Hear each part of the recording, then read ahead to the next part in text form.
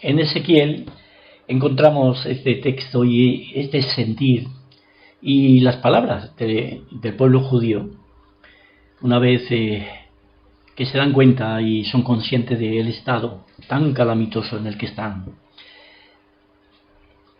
Aquí ellos dicen, Ezequiel 37:11, nuestros huesos se secaron y pereció nuestra esperanza, y somos del todo destruidos. Este es el panorama, ¿verdad? Es el cuadro que encontramos una vez que llegamos al comienzo de la Segunda Guerra Mundial. Ya en Alemania ya habían habido comienzos tremendos, muy contrarios hacia el pueblo judío, poniendo restricciones, prohibiciones, sacando a la luz las famosas leyes de Nuremberg y todo, cerrando el cerco al pueblo de Israel, en ese caso concretamente en Alemania, porque Alemania no se había empezado a expandir ni a dominar en Europa, ¿no? Pero comienza la Segunda Guerra Mundial y ya la persecución es descarada y el holocausto judío comienza a ser una realidad. Muchos judíos son sacados del medio, no solamente en Alemania, sino también en los países que se iban conquistando, comunidad judía que llegaban y que con la que contactaban, pues los llevaban a campos de concentración, o bien los iban matando, sacando del medio allí mismo en la población, en los bosques, en las ciudades, de una manera o de otra fusilados, aún con camiones en los que los atiborraban, los metían dentro como ganado, y en el trayecto pues habían instalado los conductos de la salida de humos del camión, los metían para adentro y cuando abrían las puertas ya estaban todos ahogados, ¿no? Es una barbarie lo que estaban haciendo con ellos. Terminada la Segunda Guerra Mundial, pues el mundo descubre ese holocausto, esa cantidad de judíos muertos en las cámaras de exterminio, cámaras de gas, donde de forma sistemática, calculada, de una manera pues cruel e inhumana, yo diría demoníaca, pues fueron aniquilando a ese pueblo de Israel. Fueron alrededor de 6 millones de judíos que murieron, de ellos 1,5 millones aproximadamente de niños. Nuestros huesos se secaron, dicen en Ezequiel, y pereció nuestra esperanza, y somos del todo destruidos. Y no es para menos. Un panorama de esta clase pues puede desanimar a cualquier pueblo y lo puede echar abajo, ¿no? Ya no hay esperanza para nosotros, y ahora qué vamos a hacer, y todos nuestros proyectos o nuestros planes de futuro se vinieron abajo. Pero es tan interesante porque encontramos en todo ese periodo de tiempo, viviendo en Israel y trabajando en Israel, encontramos facciones, grupos de judíos que eran pro-sionistas, eran partidarios de una vuelta de los judíos a su tierra y, en fin, y trabajaban y peleaban por ello, ¿no? Hay un personaje que destaca en esta época, durante la Guerra Mundial y posterior a la Guerra Mundial, sobresale un hombre pequeñito de estatura pero grande de corazón. Su nombre da testimonio de ese gran hombre. Se llamó David Ben Gurión, es decir, David, hijo de León. Y qué león que era este hombre, pues la luchó, la peleó para que su pueblo pudiera disponer de su tierra, de Israel, para poder traer a los judíos de todo el mundo, de la diáspora, y pudieran ir radicándose y estableciéndose en su tierra, la tierra que Dios les dio desde el tiempo de Abraham. Así que Ben Gurión pues habla con unos, con otros, hay por supuesto gente excelente, todavía vivía Chaim Weizmann, de hecho él llegó a ser el primer presidente del Estado de Israel, del Estado moderno, y hablan con unos, con otros, a nivel diplomático, a nivel de visitas, viajando para un país, para otro, sobre todo con las autoridades, personalidades de los Estados Unidos de América, de Inglaterra, de Francia incluso, para poder persuadirles, hablarles, convencerles de la necesidad de ese hogar nacional para el pueblo judío en la tierra de Israel. Bueno, la cuestión es, y el milagro fue, tremendo milagro, que en 2 años, solamente 2 años después de terminada la guerra mundial, 2 años después del tremendo holocausto judío, se llegó al entendimiento de parte de algunas naciones que tenían protagonismo en aquella época, los años 40, como eran los Estados Unidos, la Unión Soviética, Inglaterra, Francia, Canadá, etcétera, etcétera, países muy fuertes, Australia, de la necesidad de hablar de este tema, este problema judío, para darle una solución de una vez por todas. Se convocó una asamblea en las Naciones Unidas, muy reciente toda esa asamblea, ahí en la ciudad de Nueva York. Y bueno, se llegó a una votación después de una cantidad de debates y conversaciones y bien, al final se hizo la puesta a punto de esa asamblea. El 29 de noviembre de 1947 se reúne como reunión especial para tratar el tema y votar qué países querían apoyar el hecho de que Israel pudiera tener su lugar allí en la tierra de Israel. La votación estaba enfocada en cuanto a la creación de 2 estados en la tierra de Israel, un estado árabe para la comunidad árabe que había y un lugar para los judíos, o sea, un lugar, una parte de la tierra para los árabes y otra parte para los judíos. O sea, la idea era partir la tierra en 2 para un pueblo y para otro pueblo. Bueno, cuando se votó de forma positiva, de una manera milagrosa, por poquitos votos.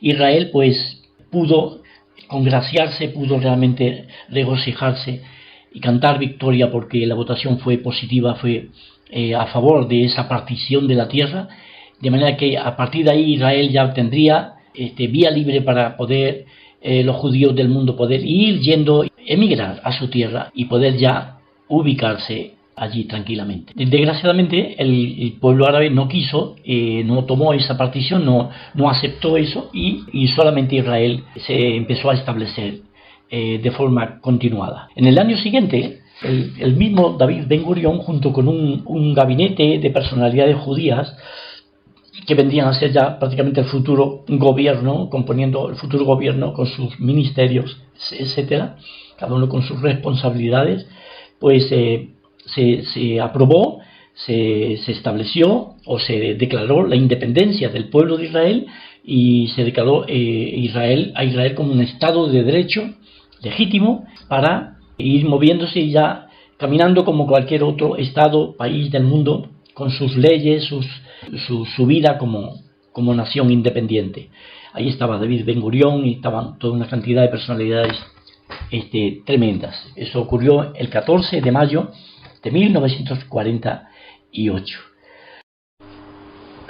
La verdad que fue un milagro de parte de Dios el hecho de que se estableciera el Estado de Israel en unas condiciones que calamitosas, no disponían apenas, tenían grupos de luchadores judíos que habían huido, habían venido de los combates de la Segunda Guerra Mundial y algo de entrenamiento tenían en cuanto a la lucha armada, pero Israel no disponía de un ejército. O sea, recién se establece, se declara a Israel como Estado, pero estaba en unas condiciones paupérrimas, sin un ejército formado, sin una economía formada. Prácticamente eran todo planes a futuro y cosas. Era un país, podría decir, en pañales. No disponían de apenas medios, ¿verdad? Interesante el hecho de ver cómo el mismo mandato británico, que todavía no había dejado la tierra de Israel, la ONU votó esa partición de la tierra, acordado del año 47, noviembre, pero el mandato británico continuó hasta el 14 de mayo del 48, en el que los británicos salen de la tierra de Israel. Pero mientras tanto ellos tenían ahí la administración, entonces tenían el poder de permitir que entraran judíos que venían salidos de de la guerra mundial, salido de lugares de conflicto, e incluso judíos que habían sido almacigados en campos de refugiados en Europa, en la zona alemana, zona polaca, y estaban ahí, estuvieron prácticamente casi 2 años, que no tenían posibilidades de salir porque los británicos no les dejaban, no les permitían entrar en su tierra, de manera que es realmente tristísimo ese periodo. Por ejemplo, un botón, hay un barco famoso llamado el Exodus, que traía varios cientos de judíos que venían prácticamente en las últimas de toda esa zona europea, venían con la idea de entrar en Israel y quedarse ahí en su tierra ya por fin. La administración británica les prohibió entrar, de hecho no les dejó que atracaran en ningún lugar de Israel, y tuvieron que darse la vuelta, no pudieron hacer nada. Todo un barco cargado de judíos. Esto realmente fue una historia muy triste dentro de esa época. Prácticamente después de declarado el Estado de Israel, el 15 de mayo de 1948 ya comenzaron los combates, lo que fue llamada la Guerra de Liberación. Fue otro milagro más. Israel apenas tenía armamento, y por otro lado los países de alrededor de Israel, del Estado nuevito, flamante Estado de Israel, se combinaron países árabes para entrar a la tierra de Israel y deshacer ese gobierno, deshacer a la comunidad judía y sacarla del medio, ¿no? Pero ellos fueron vencidos y Israel siguió adelante con sus proyectos y con su visión de futuro hasta el día de hoy. Pues es una bendición el hecho de que la Knesset, que viene a ser el Parlamento, el lugar central de la política, establecimiento de leyes, etc., y es prácticamente la única democracia que está funcionando en Medio Oriente en estos momentos, donde se tramitan, se legisla, se hablan los problemas del país, se tratan y, en fin, se vota la dirección hacia dónde se ha de ir en la vida israelí. El Parlamento está compuesto de judíos y de otras comunidades que representan a los que habitan ahí en la tierra de Israel. Como en la tierra de Israel hay también comunidades árabes que trabajan, que viven, pues también hay en la Knesset una representación del grupo árabe, así que, o sea, de la comunidad árabe. Esto es una excepción en todo lo que son los países medio orientales, por cuanto es único, no lo vas a encontrar en otro país del entorno del Estado de Israel. Ahí tenemos unas fotos hermosas para que veáis el contraste entre la Jerusalén de 1865, siglo XIX, todo tan sencillo, todo pues prácticamente se reduce a lo que es la ciudad antigua de Jerusalén. Todo lo demás eran campos para labrar, para cultivar, etc. Y la Jerusalén de hoy en día, tan moderna, tan hermosa, ¿verdad? Como se ha ampliado. En el año 1957, ahí tenemos una foto de Asdod, también una población cerca de la Franja de Gaza, y en el año 2021, una foto prácticamente de los mismos lugares, sacada, notándose el contraste, el cambio tan radical que ha habido en esas ciudades. Tenemos también a Tel Aviv, que en el 1909, principio del siglo XX, eran solamente dunas y desierto, lugares inhóspitos. Prácticamente lo más poblado que había era una población muy pequeña llamada Jope, Jafo, contra el Mediterráneo, pero todo lo demás era inhóspito. Tel Aviv comienza a fundarse, se empieza a construir, y ahí tenemos una foto preciosa de los días de hoy del Tel Aviv moderno, que tremendo, y parece Nueva York exactamente. Y ahí tenemos a Eilat, una población muy chiquita en el sur de la tierra de Israel, ya contra el Golfo de Aqaba. Ahí tenemos una foto de 1963, fijaos qué impresionante lo que era eso. Y cuando llegamos a nuestros días, ese es el Eilat del día de hoy, moderno y precioso. Pues así son los campos en cantidad de sitios. Estos son la tierra del Negev. Isaías dice que el desierto florecerá, y así es como ha ocurrido, no solamente en el norte, sino también en el sur, donde había mucho desierto. zona prácticamente inhabitable, pero qué bendición, cuánto ha cambiado, ¿verdad? Ahí hay cantidad de cultivos, de tierra labrada, trabajada, cuántos frutos. Ahí tenemos os dais cuenta, una foto de amigos nuestros, ahí estamos con ellos, ahí está nuestro que vive ahí cerca de Gaza, y con productos de la tierra que las granjas israelíes, los kibbutzim, están trabajando y sacando para adelante. Preciosos. Son amigos nuestros, hermanos en la fe, que están en la población de Israel. Allí, si podéis apreciar, uno de los hermanos de ahí de la izquierda es el hermano del hermano Agustín, que está ahí congregándose con vosotros, ahí en Castellar. Una bendición. Este hermano Gen, precioso hermano, él es brasilero, pero tenemos una amistad muy linda con él, nos escribimos y si Dios lo permite, pues nos estaremos viendo próximamente. Está el hermano Beno, el hermano que vino de Suiza y se instaló en la tierra de Israel, judío, por supuesto, judío suizo. Lleva ya prácticamente como 60 años en la tierra de Israel. Él es creyente en el Mesías Jesucristo. Bendito. Y yo también te digo que tú eres Pedro y sobre esta roca edificaré mi iglesia, y las puertas del Hades no prevalecerán contra ella. Este es con respecto a la iglesia del Señor que iba a empezar a edificar, y para nosotros debería ser de tanto ánimo, de tanta confianza, el ver cómo Dios en ese día histórico con respecto a su pueblo Israel, pues cómo los ha cuidado, cómo los ha bendecido, los ha preservado, los ha llevado adelante hasta nuestros días y seguirá adelante, tal como hemos estado viendo en los estudios. Y así hará con su iglesia. Las puertas del Hades no prevalecerán contra ella.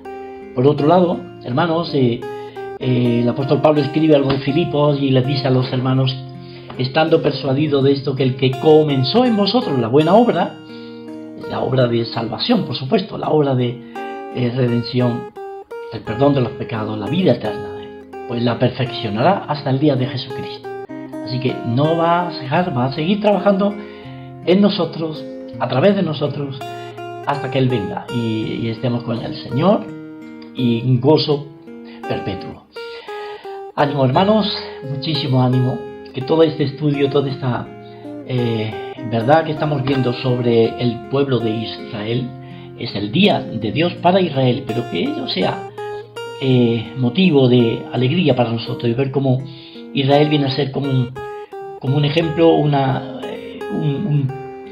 referente estable, seguro, que nos da confianza de que si el Señor está cuidando de ellos, porque tiene un plan con ellos y no va a dejarlo, así va a ser con cada uno de nosotros, con su preciosa iglesia. Un abrazo, hermanos, y adelante.